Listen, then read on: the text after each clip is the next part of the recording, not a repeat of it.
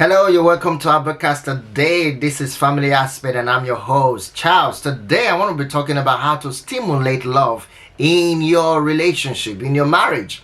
Just in case you've been wondering where the love has gone, why are things not going the way you expected, and it's as though you guys are struggling to find your feet in loving each other again.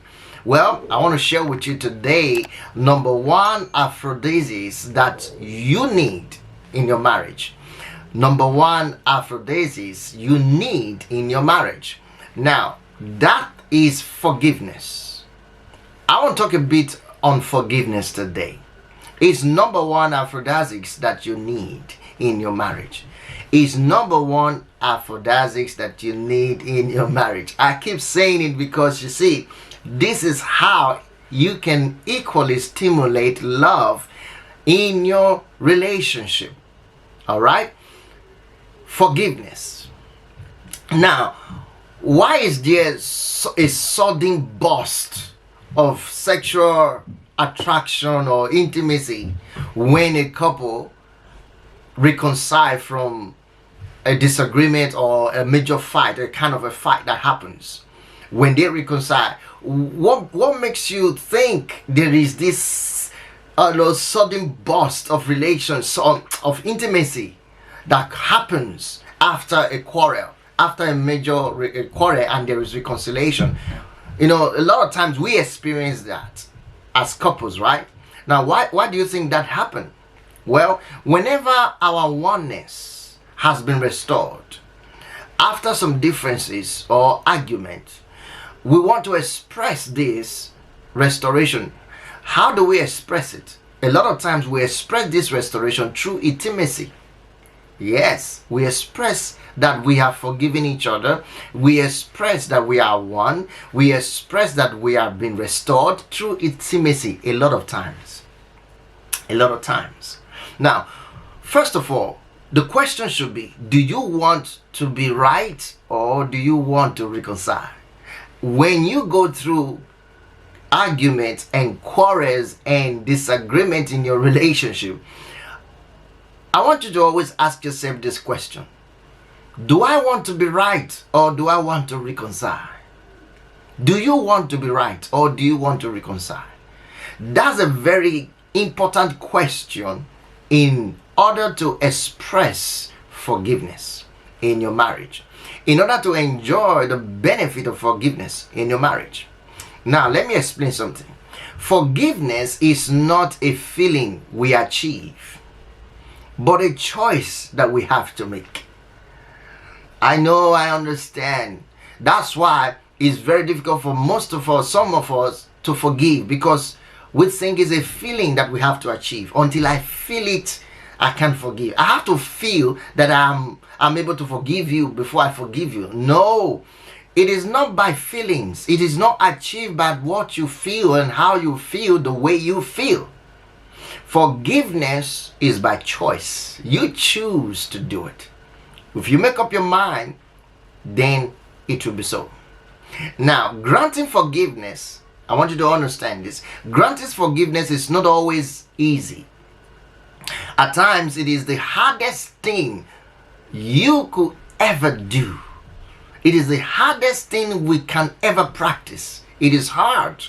But forgiveness is not conditional either. So even though as hard as it appears, as difficult as it may appear, it is not conditional.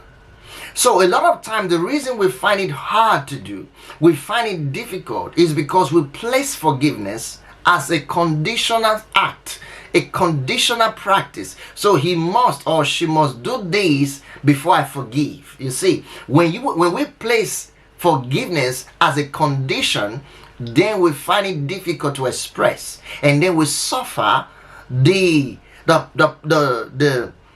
benefit. We suffer the lack of what we're supposed to enjoy, in the process of being a forgiving person. Now, let me explain that in a very clear note.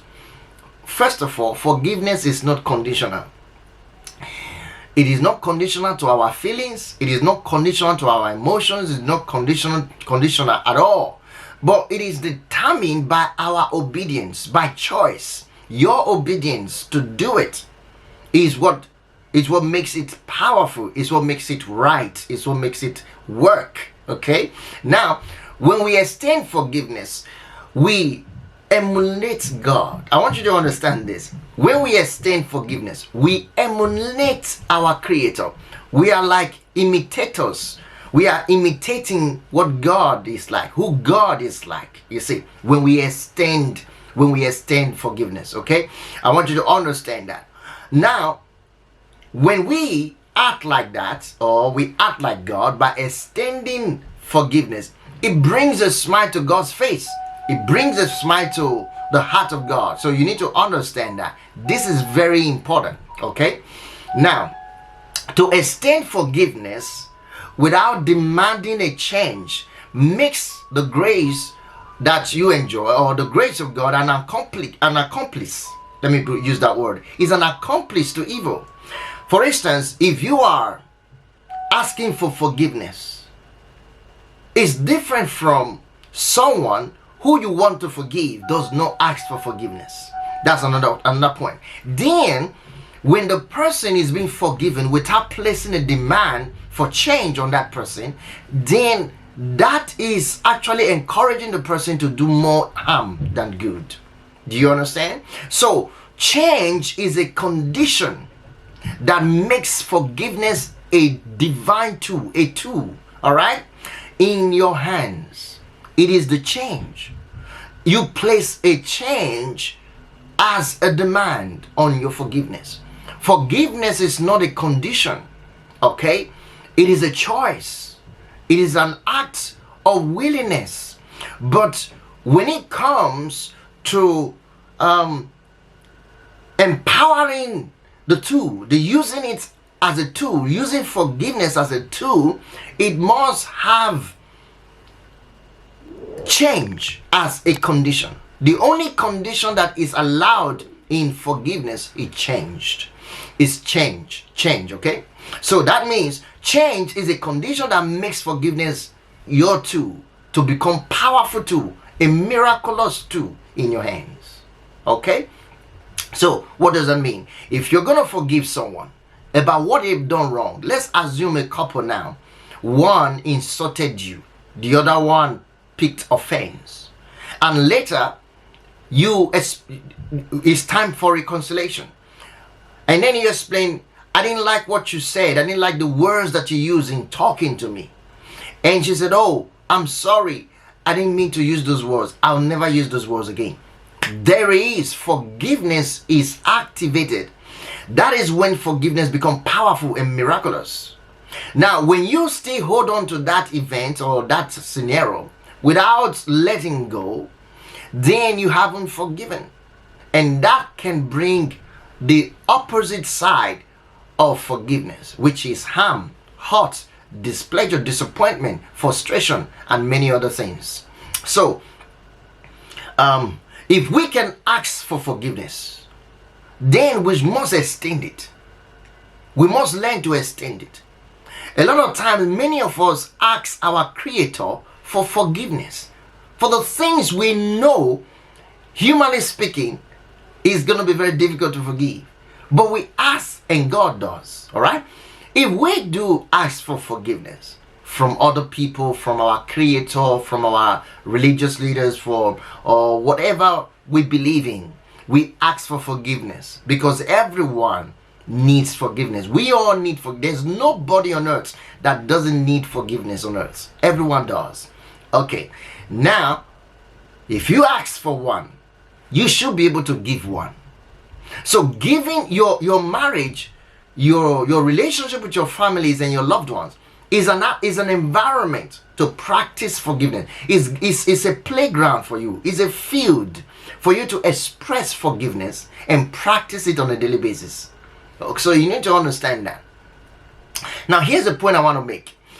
Forgiveness is an act of our will that releases others from the moral debt that they owns us.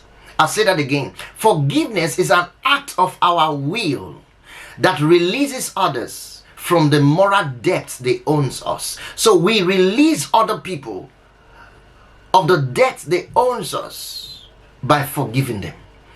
If you do not forgive them, it means you are holding that grudge, that pain, that bitterness in your heart against them. What does that mean? It means you are holding the negative aspect of life in your hands, and that burns. Imagine putting a coal of fire in your hands. Imagine holding hot fire or hot coal, or holding a kind of hot substance in your hand.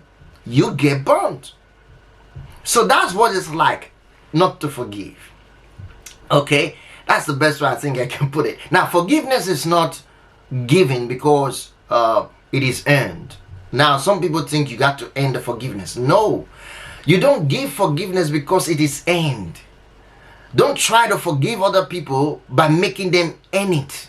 No, forgiveness is not given because it is earned or deserved. No, but it is because it is needed. Understand, forgiveness is a need. It's a necessary requirement in your marriage, in your relationship with others. You got to practice forgiveness. It's needed. Forgiveness is mercy.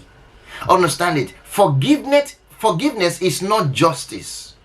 A lot of people use forgiveness as justice. It's not justice. You say, I forgive you because that's the way I can justify the situation. No. Forgiveness is mercy. Forgiveness is kindness. Is a gift. It's something that you give freely. It's out of kindness. It's out of mercy. So you got to practice that.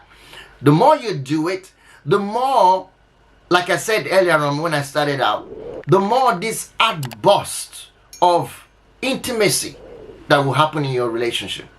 Try it. Every time there's a major argument or some issues, try and work on forgiveness quickly and see what happens.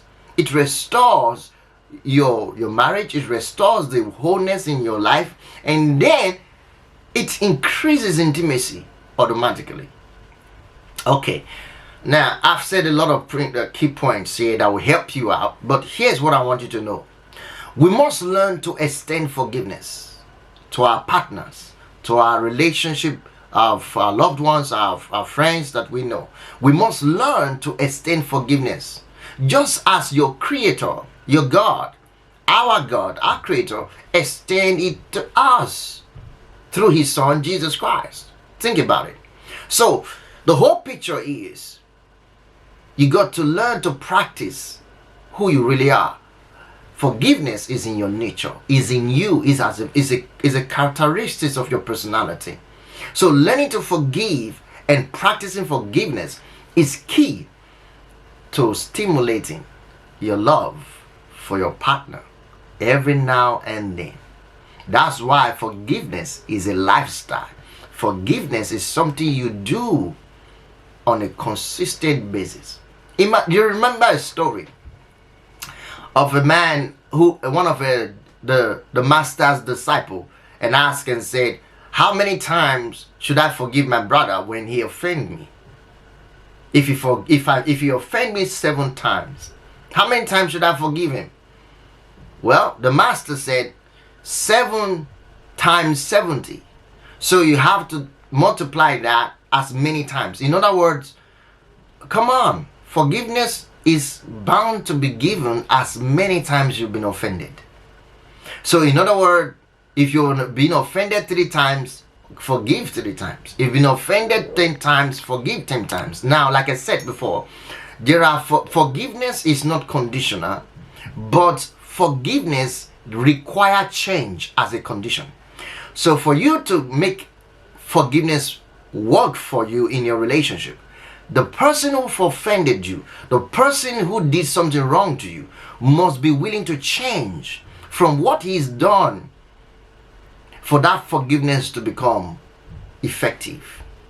There must be a willingness for change. Of course, that doesn't mean you should not forgive the person, but it will become effective. That means it brings you guys closer to each other and increases the bond among your relationship when the person agreed to change.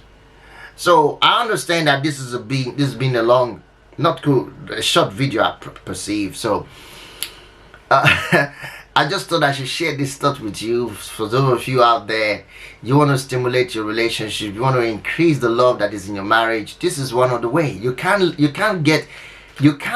walk under forgiveness and not have your relationship sparkled up and not have the love life stimulated.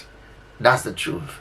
So if you're lacking love in your relationship, you're lacking constant intimacy in your relationship, I think what you need to look at is your act of forgiveness. One of the things, because I have two more to share with you, but this is number one. So I believe you enjoyed it.